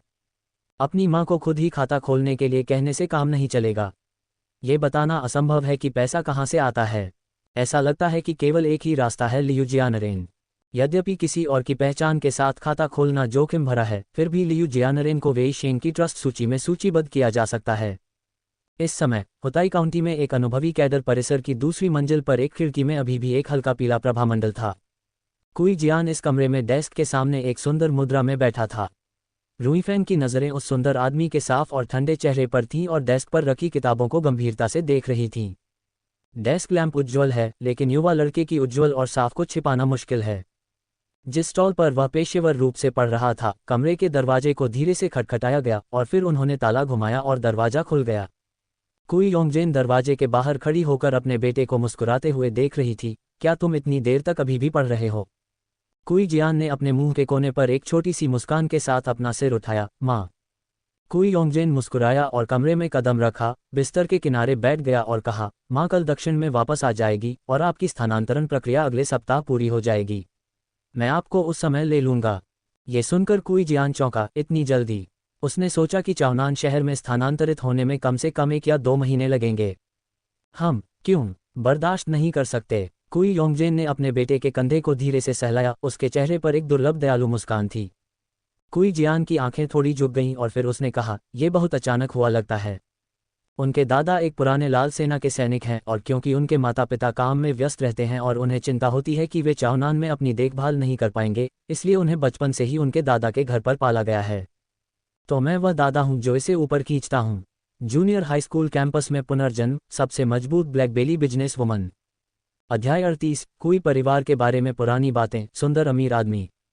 जूनियर हाई स्कूल कैंपस में पुनर्जन्म, सबसे मजबूत ब्लैक बेली बिजनेस वुमन। C38, कुई परिवार के बारे में पुरानी बातें, सुंदर अमीर आदमी। अध्याय 38, कुई परिवार के बारे में पुरानी बातें, सुंदर अमीर आदमी। हालांकि कुछ समय पहले मेरी माँ ने अचानक खुद को जूनियर हाई स्कूल में पढ़ने के लिए चाओनान ले जाने का प्रस्ताव रखा, ताकि वह प्रवेश परीक्षा के लिए खुद को बेहतर शिक्षा के लिए तैयार कर सके। पहले तो कुई जियान अनिच्छुक था, लेकिन उसकी भुजाएं उसकी जांघों को मोड़ नहीं सकती थीं, और वह जानता था कि उसे हाई स्कूल में प्रवेश के लिए हुताई काउंटी छोड़ना होगा, और बाद में वह सहमत हो गया। उसकी माँ ने 11 बजे से ही सारा काम बंद कर दिया था और हुताई काउंटी में आकर उसके लिए स्थानांतरण प्रक्रियाओं को सख्ती से पूरा किया। मैंने सुना है कि दक्षिण की ओर स्थित नंबर 1 मिडिल स्कूल से भी संपर्क किया गया है।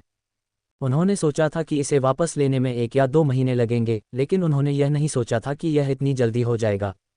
जब आप सिटी नंबर 1 मिडिल स्कूल में पहुंचेंगे तो मैं आपके लिए एक क्लास की व्यवस्था करूंगा। वहां शाओ बिंगरान नाम का एक छात्र है जिसके साथ आप अच्छे संबंध बना सकते हैं। वह शाओ चेंगडोन का बेटा है। कुई योंगजेन ने मुस्कुराते हुए कहा। अपने सामने बैठी प्यारी माँ को देखकर कुई जियान अब और नहीं हंस सका। उनकी माँ के पिता यानी उनके दादा राजनीति में थे। उन्होंने सुना था कि उनकी स्थिति कम नहीं है। वे 2 साल पहले सेवानिवृत्त हुए और चाओनान शहर में रियल एस्टेट शुरू किया। मैंने सुना है कि इस वर्ष की शुरुआत में कंपनी का चाओनान शहर में वानचेंग ग्रुप के साथ विलय हो गया था।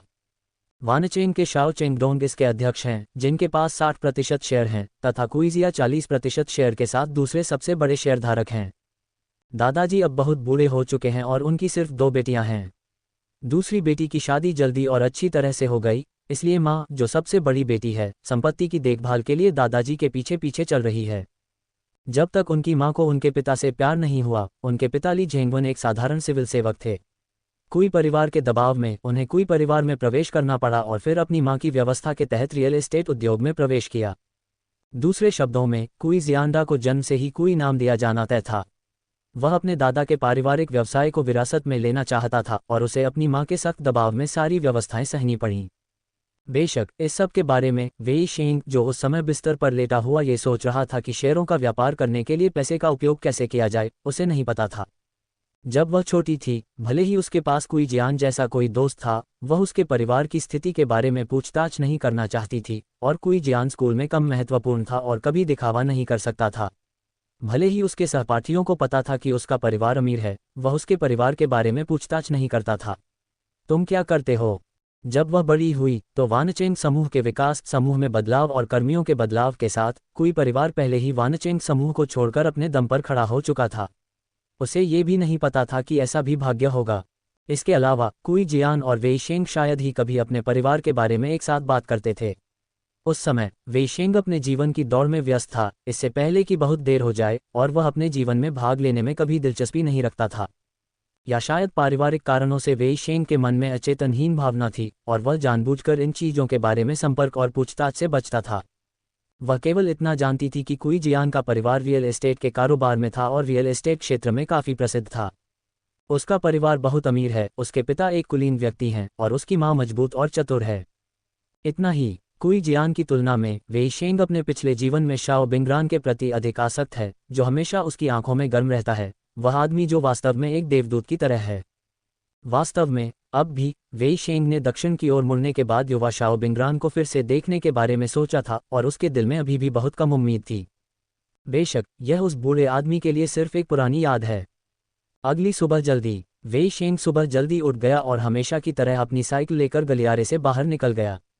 अपने चचेरे भाई यांग शियाओदोंग के उपहास के बावजूद वह दोराहे पर उससे अलग हो गया और स्कूल चला गया। शरद ऋतु के आरंभ में गर्म सूर्य धरती और हुताई काउंटी को नहला रहा है। वेई शेंग ने जैसे ही कार स्कूल के गेट पर पार्क की और उसे लॉक किया, उसने अपने पीछे से सीटी की आवाज़ सुनी। अपना सिर घुमाकर उसने लियू जियानरेन की आलसी और सुस्त आकृति देखी। वह अपनी टोयोटा कार पर झुका हुआ सड़क के किनारे खड़ा था और मुस्कुराहट के साथ वेई शेंग को देख रहा था। उसने वेई शेंग को अपने जाल में फंसाया, फिर मुड़कर कार में बैठ गया। वेई शेंग ने अपनी साइकिल लॉक की और जल्दी से लियू जियानरेन की कार में बैठ गया। ये दृश्य गलती से कुई जियान ने देख लिया, जो स्कूल के गेट में कदम रखने ही वाला था। यह आपका पैसा है। लियू जियानरेन ने कैनवास की जेब को फिर से वेई शेंग के हाथ में थमा दिया, लेकिन इस बार जेब स्पष्ट रूप से भारी थी।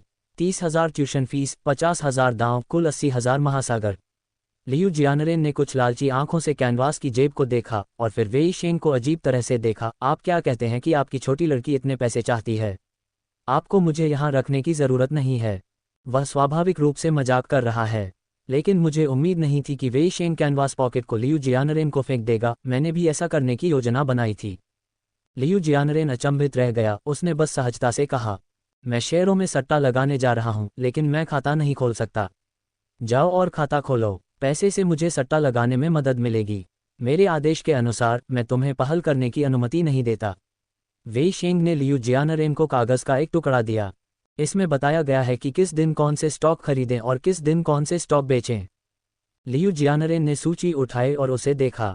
ये देखकर कि वह मजाक नहीं कर रही थी, उसने तुरंत खुशी से कहा, आप काफ़ी फैशनेबल हैं और आप स्टॉक का व्यापार करने के लिए कॉलेज के छात्र नहीं हैं। मैं आपको बता सकता हूं कि यह बात जोखिम भरी है।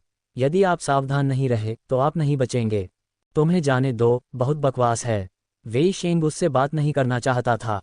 लियू जियानरेन का गला एक ही सांस में घुट गया था और छोटी लड़की अब उसे जगा रही थी, लेकिन यह इससे ज्यादा कुछ नहीं था। तुम मुझे ड्रिफ्ट करना कब सिखाओगी? लियू जियानरेन ने तुरंत मुस्कुराते हुए पूछा, सिर्फ आज रात। मैं तुम्हें स्कूल के बाद 4:30 बजे ले जाऊंगा। मैं एक पार्ट बनाना चाहता हूँ, 5 युआन दूसरों को दिए जाते हैं। वेई शेंग ने कुछ देर सोचा और मना कर दिया। मैंने 30,000 दिए। काफी देर तक चर्चा करने के बाद भी दोनों में सहमति नहीं बनी। वेई शेंग ने कहा कि वह सप्ताहांत में उसे ढूंढ रहा था और लियू जियानरेन आज कार का अभ्यास करना चाहता था। आखिरकार वेई शेंग कार से बाहर निकल गया और चला गया। लियू जियानरेन ने एक्सीलेटर दबाया और तेजी से भाग गया। इस बार जब मैं कक्षा में आया तो वेई शेंग ने पाया कि उसके सहपाठियों की आंखें अजीब लग रही थीं। कोंग जू ने उसके पीछे से पूछा। मोटी लड़की ने उस पर व्यंग्य करते हुए कहा, कुछ लोग कहते हैं कि एक अमीर आदमी है जो आपको हर दिन स्कूल ले जाता है और स्कूल से ले आता है। ये बात कक्षा में फैली हुई है। बोलने के बाद उसने वेई शेंग के हाव भाव देखे और खुद को आगे झुकने और धीमी आवाज में पूछने से नहीं रोक सकी, उन्होंने जो कहा वह सच है? क्या कोई सुंदर अमीर आदमी तुम्हारा पीछा कर रहा है? वेई शेंग ने भौहें सिकोड़ते हुए कहा, बकवास। पीछे मुड़कर उसने उसे अनदेखा कर दिया। वेई शेंग जानता था कि उसके सहपाठी किसकी बात कर रहे थे। लियू जियानरेन के अलावा उसके पास और कौन हो सकता था जो टोयोटा खोलकर स्कूल के गेट पर इंतजार कर रहा था। उसके बगल में बैठे ली देजी ने उत्सुकता से वेई शेंग को देखा और कहा कि पिछले 2 दिनों में वेई शेंग ने उसे जो प्रभाव दिया है वह पहले से बिल्कुल अलग है। पहले वेई शेंग एक शांत लड़की लगती थी।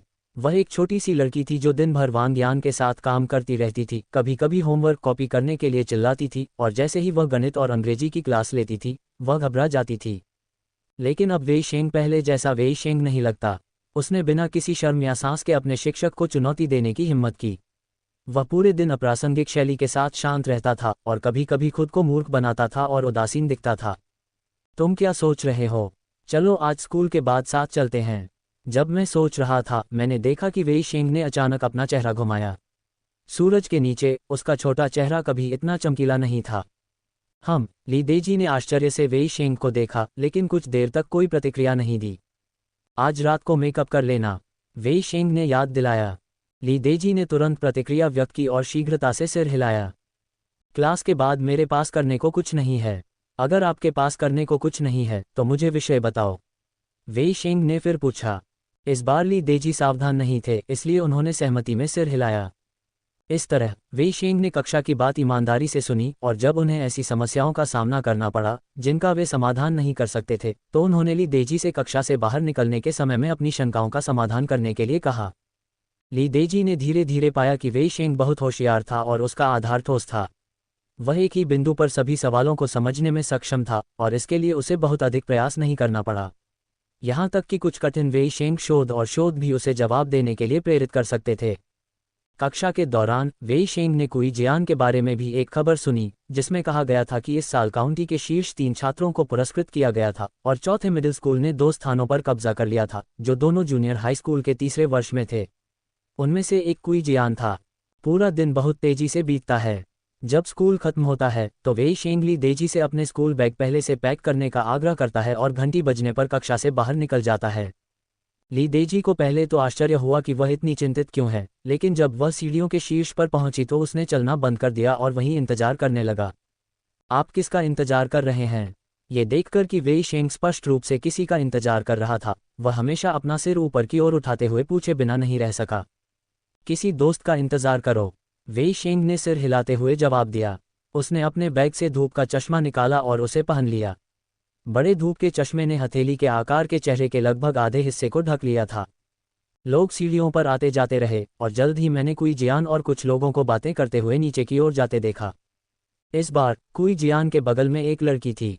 उसने सफ़ेद स्लैक्स और टी शर्ट पहनी हुई थी और शरद ऋतु की स्कूल यूनिफॉर्म में स्पोर्ट्स जैकेट पहनी हुई थी।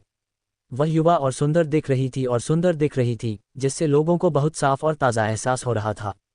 वह मुस्कुराई और कुई जियान के बगल में चली गई। उसके हाथ में प्रमाणपत्रों का एक रोल था जो बिल्कुल कुई जियान के हाथों में मौजूद प्रमाणपत्रों जैसा ही था। वेई शेंग ने अनुमान लगाया कि यह काउंटी के 3 अच्छे छात्रों द्वारा आज दिए गए प्रमाणपत्र थे।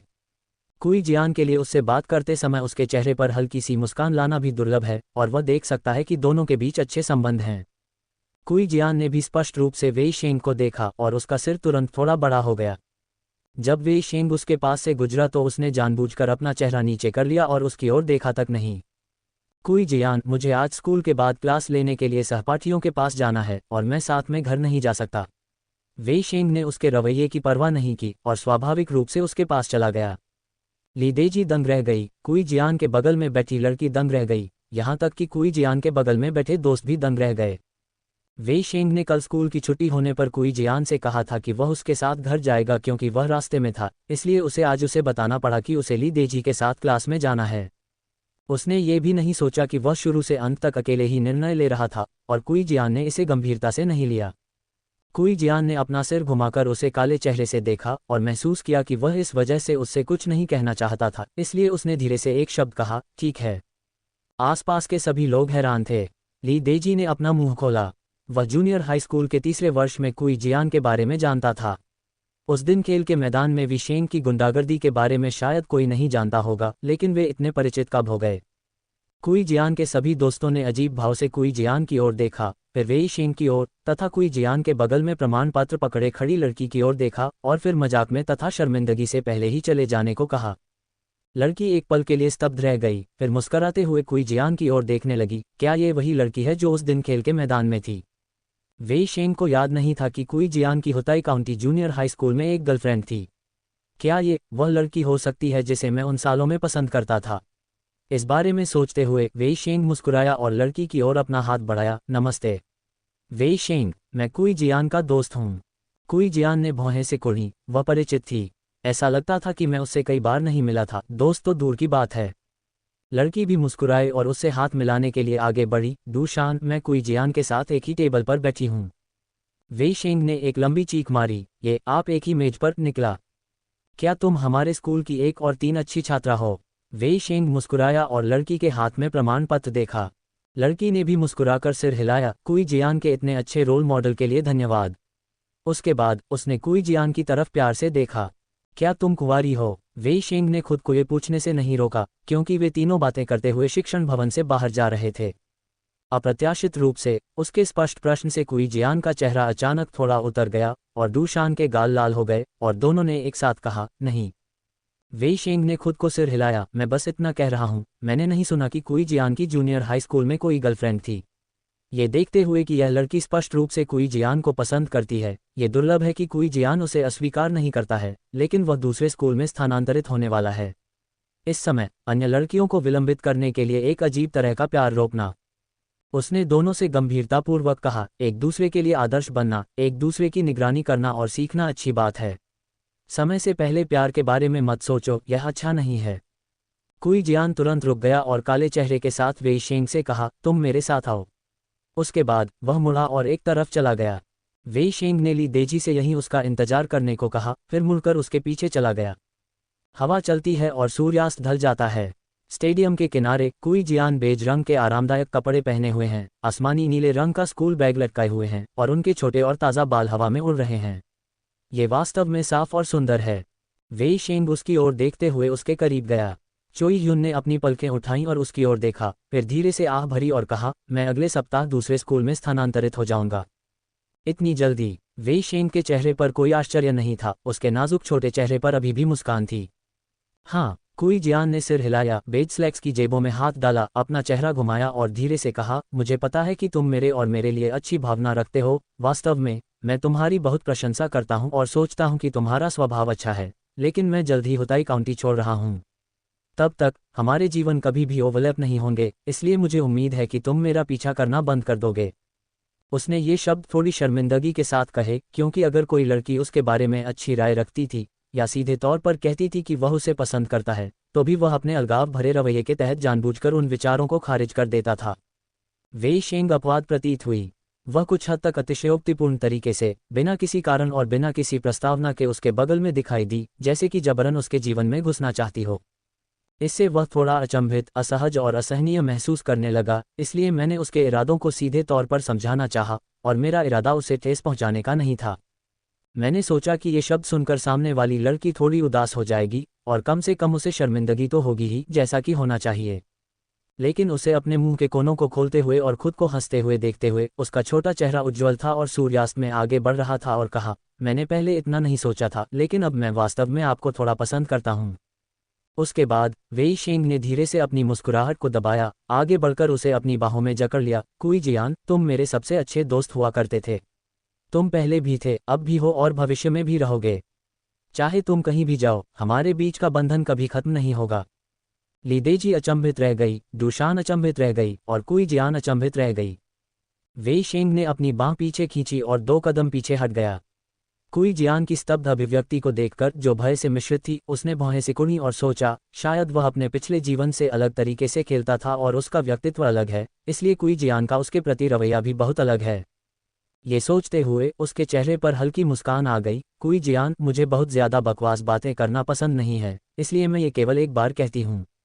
कोई फर्क नहीं पड़ता कि तुम मुझे एक दोस्त, रिश्तेदार या जो भी मानते हो, मैं तुम्हारे साथ रहूंगी, तुम बच नहीं सकते। उसके बाद उसने अपने पतलून की जेबों में हाथ डाला और शांति से कहा, यदि भविष्य में किसी दिन तुम कहोगे कि तुम चाहते हो कि मैं तुमसे शादी करूं, तो मैं तुमसे शादी कर लूंगी। वह ऐसी व्यक्ति नहीं है जिसे प्यार की आवश्यकता है, लेकिन उसके नुकसान और पुनर्प्राप्ति ने उसे यह एहसास दिलाया कि उसे कुई जियान की आवश्यकता है। वह नहीं जानती कि यह प्यार है या नहीं, लेकिन वह ये वादा करने को तैयार है। ठीक वैसे ही जैसे चोई ह्युन ने अपने पिछले जीवन में उसकी रक्षा के लिए अपने जीवन का उपयोग किया था। बेशक वेई शेंग के सभी लोग जो उसकी वजह से मर गए, ये कहने को तैयार नहीं थे कि वह उससे शादी कर सकते हैं। जैसा कि उसने कहा, यह एक बंधन है। अगर कुई जियान को कोई दूसरा व्यक्ति मिल जाए जो उसे इस जीवन में खुशी दे सके, तो वेई शेंग उसे आशीर्वाद देने में कोई आपत्ति नहीं करेगा। यदि दोनों के बीच के रिश्ते को केवल शुद्ध प्रेम से ढक दिया जाता, तो वेई शेंग को अपमानित महसूस होता। यह एक तरह की भावना है, दोस्ती से परे, प्यार से परे। कुई जियान को अब समझ में नहीं आता है, और उसे इस बार उसके द्वारा संरक्षित होने और उसके साथ बड़े होने में कोई आपत्ति नहीं है। वेई शेंग इस तरह से अत्याचारी तरीके से कुई जियान की दुनिया में उतरा, अनुचित, शर्मिंदा या शर्मिंदा नहीं। कुई जियान उसे बहुत देर तक घूरता रहा और अंत में अपने होठों को कसकर दबाया, उठा और दूर चला गया, और फिर भागने की तरह अपनी गति बढ़ा दी। वेई शेंग हमेशा की तरह उसके पीछे पीछे आया और ली देजी के पास आया, जो अभी भी खड़ा था, और कहा, चलो क्लास पूरी करो, मेकअप करने जाओ या सबक बनाओ। ली देजी ने कुई जियान की पीठ की ओर देखा, फिर डूशान को देखा, जिसका चेहरा बदसूरत था, अपने होंठ काट रहा था और कुई जियान के बगल में चल रहा था, और अविश्वास में वेई शेंग से पूछा, तुम बेवकूफ़ी क्या कर रहे हो? वेई शेंग ने आलस से हाथ बढ़ाया और डूबते सूरज की रोशनी में स्कूल के गेट की ओर चल दिया, कुई जियान से केवल 10 कदम की दूरी पर। जैसे ही मैं स्कूल गेट से बाहर निकला, मुझे स्कूल गेट के बीच में सिल्वर ग्रे टोयोटा कार को डोलते हुए देखकर आश्चर्य नहीं हुआ। लियू जियानरेन को शरीर पर इस बहुप्रतीक्षित आलसी धूम्रपान का आनंद लेते हुए देखा गया। धिक्कार है, ऐसा अनुमान है कि यह आवाज गरीब कानों वाले बूढ़े द्वारपाल को भी चौंका देगी, आसपास चल रहे छात्रों की तो बात ही छोड़िए। वेई शेंग उसकी नज़रों से बचकर चुपचाप निकल जाना चाहता था, लेकिन वह इतना चतुर था कि उसने वेई शेंग को जाने भी नहीं दिया। ली देजी फिर से दंग रह गया। यह उसके सहपाठी के मुंह से निकला वह आदमी है जो वेई शेंग को कार में चलाता है। ये सप्ताहांत के बारे में नहीं है। वेई शेंग असहाय होकर भौहें सिकुड़ते हुए रुक गया। कुई जियान, जो आगे चल रहा था, उसने भी अपना पैर जमाया, लियू जियानरेन की तरफ देखा और फिर वेई शेंग की तरफ देखे बिना चला गया। लेकिन कुई जियान के बगल में स्थित डूशान लियू जियानरेन को देखकर दंग रह गया। ओह, अगर मुझे इस सप्ताहांत कुछ काम करना है तो आप मेरे पीछे आ सकते हैं। लियू जियानरेन बिना कुछ कहे आगे बढ़ गया। वेई शेंग ने एक कदम पीछे हटकर ली देजी को आगे धकेला। मैंने अपने सहपाठियों के साथ कक्षाएं पूरी करने के लिए अपॉइंटमेंट ले लिया है। सिर्फ $5, मैं उसे $100 दिलवा दूंगा, लियू जियानरेन ने कहा और अपना बटुआ देखने लगा। वेई शेंग ने उसे रोका, बकवास मत करो। ओह, तुम मेरे साथ आओ, मैं तुम्हारे लिए मेकअप करने के लिए एक अच्छी जगह जानता हूँ। मैं खुद इसका अभ्यास करता हूँ और तुम मेरा मार्गदर्शन कर सकते हो। लियू जियानरेन ने वेई शेंग की बाँह पकड़ ली और ली देजी को खींचने के लिए आगे बढ़ी। उसने अनजाने में उन दोनों को कार में खींच लिया। ली देजी शुरू से अंत तक शून्य में देखते रहे जब तक कि टोयोटा कार काफी दूर नहीं चली गई। उन्होंने भयभीत होकर कहा, हम कहाँ जा रहे हैं? वेई शेंग ने अपना चेहरा काला कर लिया और अपनी आंखें बंद कर लीं। ज्यादा दूर नहीं, ज्यादा दूर नहीं, आगे खड़े लियू जियानरेन ने कहा और एक्सीलेटर पर पैर रख दिया। ये ज्यादा दूर नहीं है, लेकिन हुताई काउंटी के उपनगरीय इलाके में है। वहाँ एक मंडप है, उसके बगल में एक सुनसान और विशाल राजमार्ग है। लियू जियानरेन ने कार हाईवे पर पार्क की। वेई शेंग और ली देजी एक के बाद एक कार से उतरे। उन्होंने देखा कि लियू जियानरेन मंडप की ओर इशारा करते हुए कह रहे थे, आप यहाँ सबक बनाने आए हैं? मैं यहाँ अभ्यास करने आया हूँ। अगर आप समय निकालें तो मुझे सिखा सकते हैं। उसने तुम्हें क्या सिखाने के लिए कहा था? ली देजी ने संदेह से पूछा। क्या ये भी एक बनावटी पाठ है? वेई शेंग को उसके लिए पाठ बनाने दो। प्रशिक्षण, बहाव। लियू जियानरेन ने ऐसा चेहरा बनाया जो 2 से 80,000 जैसा लग रहा था। पफ। ली देजी ने हंसते हुए वेई शेंग को एक तरफ खींचा और फुसफुसाया, क्या इस आदमी के दिमाग में कुछ गड़बड़ है? हमें यहाँ लाओ और उसे गाड़ी चलाना सिखाओ। अभी भी बहक रहे हो? वेई शेंग ने चुपचाप उसकी ओर देखा, फिर लियू जियानरेन की ओर देखा जो दूर से उसे घूर रहा था, और अंत में आह भरी। अंत में ली देजी की भयभीत आंखों के सामने वेई शेंग ने लियू जियानरेन के लिए सबसे बुनियादी हाथ घुमाव का प्रदर्शन किया। अच्छा दिखना तो है, लेकिन उतना शक्तिशाली नहीं जितना तुमने पिछली बार किया था। लियू जियानरेन ने अपनी राय व्यक्त की। वेई शेंग ने कार से बाहर निकलने के बाद उसे हल्के से देखा, तुम सही हो। इस तरह का बहाव बहुत सुंदर है, लेकिन ये सिर्फ इतना ही है। क्योंकि कार को कोने से बाहर निकलते समय फिर से गति बढ़ाने की आवश्यकता होती है, यह अक्सर लाभ के लायक नहीं होता है। लेकिन ब्रेकर ड्रिफ्ट कठिनाई कारक बहुत अधिक है। यह उच्च है, और यदि आपके पास पर्याप्त कौशल नहीं है तो यह खतरनाक है। पावर ड्रिफ्ट को एक मजबूत ड्राइविंग बल की आवश्यकता होती है। आपकी कार प्रशिक्षण के लिए उपयुक्त नहीं है। उन्होंने आगे कहा, लेकिन हाथ से घुमाना एक प्राथमिक बहाव तकनीक है। इसका लाभ यह है कि इसे नियंत्रित करना आसान है और यह सुरक्षित है। यह अच्छा है अगर आप इसे अभी घर पर अभ्यास कर सकें। मैं आपकी महारत के आधार पर आपको धीरे धीरे अन्य तकनीकें सिखाऊंगी। लियू जियानरेन ने बहुत ध्यान से सुना और जानता था कि उसे इन 2 बार सबसे बुनियादी अभ्यास करना था, और तुरंत सिर हिलाया और बकवास करना बंद कर दिया। जब लियू जियानरेन कार में चढ़े तो वेई शेंग ने कहा, हैंड लीवर रोटेशन का सिद्धांत हैंडब्रेक ब्रेक का उपयोग करके पीछे के पहिए को लॉक करना है ताकि वह पकड़ खो दे और एक गोलाकार गति में चले। लेकिन क्योंकि कार अचानक ब्रेक लगाती है, शरीर का स्विंग बहुत बड़ा है, आपको इसे सावधानी से नियंत्रित करना होगा। वेई शेंग ने बहुत स्पष्ट रूप से बात की और लियू जियानरेन ने बहुत स्पष्ट रूप से सुना। उसने जोर से सिर हिलाया, अपने दिल की उत्तेजना को दबाया और अभ्यास के लिए तैयार हो गया। वेई शेंग ने पलटकर ली देजी को पवेलियन में पहुंचाया। उसने महसूस किया कि ली देजी कुछ पूछना चाहता था, लेकिन उसने अंततः उसे रोक लिया, और वेई शेंग ने भी कुछ नहीं कहा। दोनों मंडप में अपना होमवर्क कर रहे थे। जब उन्हें कुछ ऐसा मिला जो वेई शेंग को समझ में नहीं आया, तो ली देजी ने धैर्यपूर्वक उसे समझाया। ये वास्तव में वेई शेंग के लिए एक बड़ी मदद थी। ये सब लगभग 2 घंटे तक चला। उसके बाद लियू जियानरेन ने दोनों को ले लिया। उन्होंने सबसे पहले ली देजी को घर भेजा और फिर वेई शेंग से कहा, क्या आप जानते हैं कि अब आप कितने प्रसिद्ध हैं? वेई शेंग ने उसे नज़रअंदाज कर दिया। उन्होंने उत्साह से कहा, अब हुताईशान को पता है कि एक भूतिया चेहरा है, टोनिया, जिसने दक्षिण मुखी निसान टीम और प्रांतीय पेशेवर टीम के आकाओं को हराया था। वैसे आज दोपहर मैं झेंग जी को फ़ोन करूंगा और कियान बिन आपको ढूंढ रहा है। गंजा खुद को ढूंढ रहा है। वेई शेंग ने भौहें सिकोड़ी। ऐसा लगता है कि वे आप में बहुत रुचि रखते हैं, कह रहे हैं कि वे आपसे मिलना चाहते हैं। मैंने आपके लिए इसे ठुकरा दिया। उसने मुस्कुराते हुए कहा।